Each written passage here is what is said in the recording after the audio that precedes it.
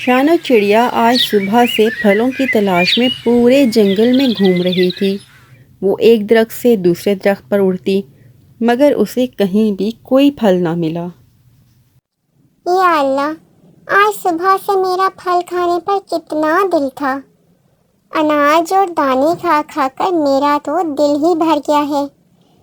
آج صبح سے پھلوں کی تلاش کر رہی ہوں مگر پورے جنگل میں ایک میٹھا پھل نہیں ملا۔ میٹھا تو کیا، یہاں تو کھٹا یا کڑوا پھل بھی نہیں لگا ہوا۔ پورے جنگل سے پھل ایسے غائب ہو گئے ہیں مانو گدھے کے سر سے سینگ۔ ارے پیاری چڑیا، تمہیں پھل کھانے ہیں کیا؟ تو اور کیا درخت چاچا، مجھے پھل کھانے ہیں مگر پورے جنگل میں کوئی پھل نہیں مل رہا۔ اتنی جلدی پھل ختم ہو گئے ہیں۔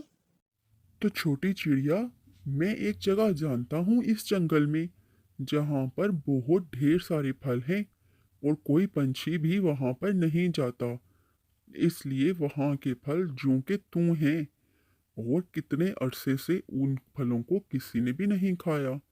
اگر تم پھل کھانا چاہتی ہو تو میں تمہیں اس جگہ کا بتا سکتا ہوں۔ تو جلدی کریں نا درخت چاچا، مجھے بتائیے، شام ہونے والی ہے اور مجھے بہت بھوک لگ رہی ہے۔ پھلوں کے چکر میں تو میں نے آج کچھ کھایا ہی نہیں۔ ہمارے جنگل میں اونچی پہاڑی کے ساتھ ہی جو ایک گہری کھائی ہے، کیا تم اس کو جانتی ہو؟ ہاں ہاں، میں جانتی ہوں، میری ماں نے مجھے بتایا تھا کہ وہ گھاٹی تو بہت خطرناک ہے اور وہاں پر چڑیل رہتی ہے، اس لیے کوئی بھی پنچھی وہاں نہیں جاتا۔ آپ مجھے وہاں بھیجنا چاہ رہے ہیں؟ ہاں، میں تمہیں وہاں بھیج رہا ہوں کیونکہ وہ چڑیل تو بہت عرصہ ہوا مر گئی ہے اور اب اس جنگل میں ہر طرف پھل ہی پھل ہیں، لیکن ان پھلوں کا ایک راز ہے۔ تم کہو تو میں تمہیں بتا سکتا ہوں۔ اچھا، وہ کیا راز ہے؟ مجھے بتائیے۔ پرانی گھاٹی میں رہنے والی چڑیل کی طاقت کا راز پنچھیوں کے خون اور گوشت میں تھا۔ وہ جیسے ہی کسی پنچھی کا گوشت کھاتی، وہ جوان اور طاقتور ہو جاتی۔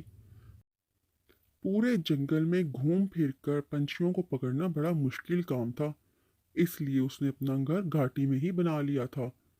پھر پنچھیوں کو گھاٹی میں اپنے پاس بلانے کے لیے اس نے پھلوں کے درخت لگا دیے اور اس نے پکے ہوئے پھلوں پر اپنا جادو کر دیا، کیونکہ وہ جانتی تھی کہ پنچھی پکے ہوئے پھل بڑے شوق سے کھاتے ہیں۔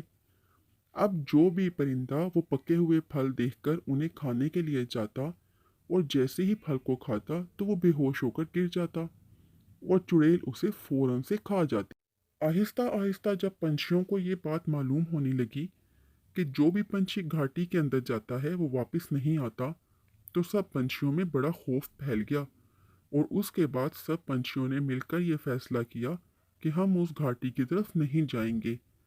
جب چڑیل کو پنچھیوں کا گوشت نہ ملا تو وہ کمزور اور بوڑھی ہوتی گئی اور پھر آہستہ آہستہ کرتے کرتے وہ مر گئی، لیکن اس گھاٹی میں ابھی تک وہ درخت موجود ہیں۔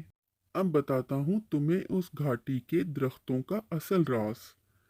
اس گھاٹی میں دو طرح کے پھل ہیں، ایک تو سبز جو باہر سے دیکھنے میں پکے ہوئے معلوم نہیں ہوتے، کچے لگتے ہیں، اور دوسرے وہ پھل جو باہر سے دیکھنے میں پکے ہوئے معلوم ہوتے ہیں۔ تو چڑیا، تم نے صرف وہی پھل کھانے ہیں جو باہر سے کچے نظر آتے ہوں۔ اگر تم نے پکے ہوئے پھل کھائے تو تم بھی اس گھاٹی سے کبھی واپس نہیں آؤ گی، کیونکہ وہ جادوئی پھل ہیں اور انہیں کھاتے ہی پنچھیوں کی موت ہو جاتی ہے۔ ارے درخت چاچا، یہ تو مجھے آپ نے بڑے راز کی باتیں بتائی ہیں۔ مجھے تو اس گھاٹی میں جاتے ہوئے خوف محسوس ہو رہا ہے۔ ارے چھوٹی چڑیا، تم نے سنا نہیں، ڈر کے آگے جیت ہے۔ تو اس میں ڈرنے والی کون سی بات ہے؟ میں نے تمہیں بتایا تو ہے کہ چڑیل تو برسوں پہلے مر گئی تھی، اب تو وہاں پر کچھ بھی نہیں ہے۔ ہاں، احتیاط کرنے سے ہی تم بچ سکتی ہو، تو احتیاط کرنا لازمی ہے۔ جو میں نے تمہیں بتایا ہے، اگر تم میری باتوں پر عمل کرو گی تو تم اپنے ساتھ ساتھ جنگل کے باقی پنچھیوں کا بھی بھلا کرو گی۔ وہ کیسے درخت چاچا؟ اس میں ہم پنچھیوں کا کیا بھلا ہے؟ ارے چھوٹی چڑیا، تمہیں نہیں پتا कि सूखे का मौसम आने वाला है। हर तरफ सूखा होगा और पंछियों के खाने के लिए खाना खत्म हो जाएगा। फल तो तुम्हारे सामने पहले ही जंगल से खत्म हो चुके हैं। तो जब तक अगली बारिशें नहीं होंगी, पंछियों को खाने के लिए बहुत तकलीफ होगी। तो ऐसे अगर तुम उस जंगल में चली जाओगी और वहाँ के फलों का पता सब पंछियों को बता दोगी, तो तुम पंछियों के लिए कभी भी खाने की कमी नहीं होगी और बहुत आसानी से तुम सबको खाना मिल जाएगा। हाँ दरख्त चाचा, ये तो आपने बिल्कुल सही कहा। मैंने तो इस बारे में सोचा ही नहीं था। दरख्त चाचा, आप तो बहुत अच्छे हैं।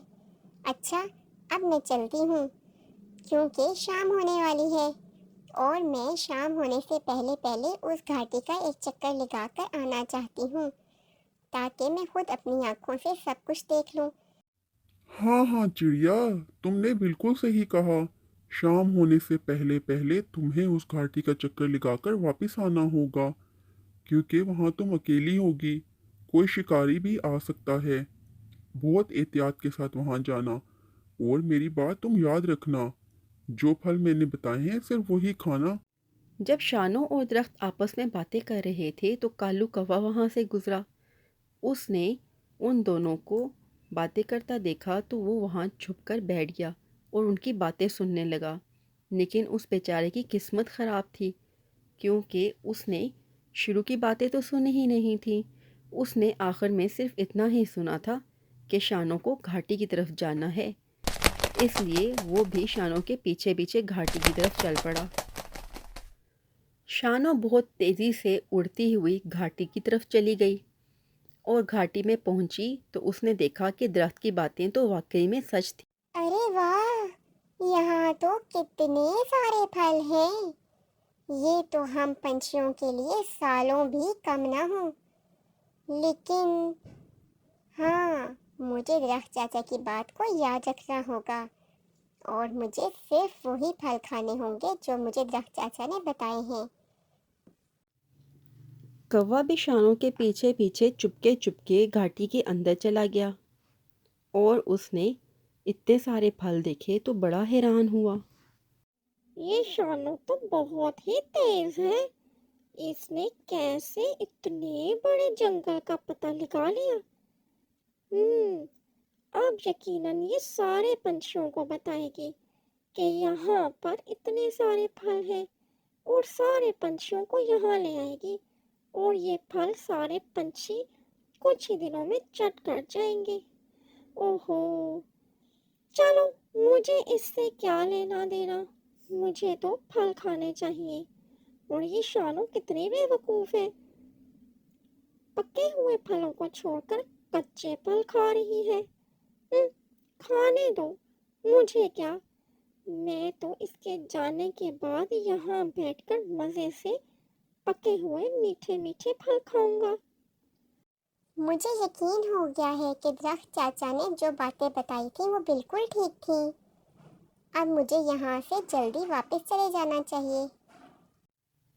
फिर शानो उस घाटी से निकली और अपने घर की तरफ चली गई। उसके जाने के बाद कालू कौवा भी दरख्त की ओर से बाहर आया और उसने मीठे फल खाने शुरू कर दिए। ये पके हुए फल कितने मीठे और लजीज हैं। ये शानो कितनी बेवकूफ़ है, कच्चे फल खाकर यहाँ से चली गई। अभी कालू ने थोड़ा सा ही फल खाया था कि उसकी तबीयत एकदम ख़राब होने लगी और वो नीचे गिरकर तड़पने लगा। अरे शानू, अरे कोई है, मुझे बचाओ, मुझे क्या हो गया है? उफ, मुझे बहुत तकलीफ हो रही है, कोई मेरी मदद करो, मुझे बचाओ, मैं मर रहा हूँ, मुझे बचाओ, मुझे बचाओ। कालू कौवा मदद के लिए हर किसी को पुकार रहा था, मगर उसकी मदद के लिए कौन आता। एक तो वो घाटी के अंदर था और दूसरा रात हो चुकी थी। अब उसके पास कोई भी नहीं आता था, इसलिए कौवे ने वहीं तड़प तड़प कर अपनी जान दे दी।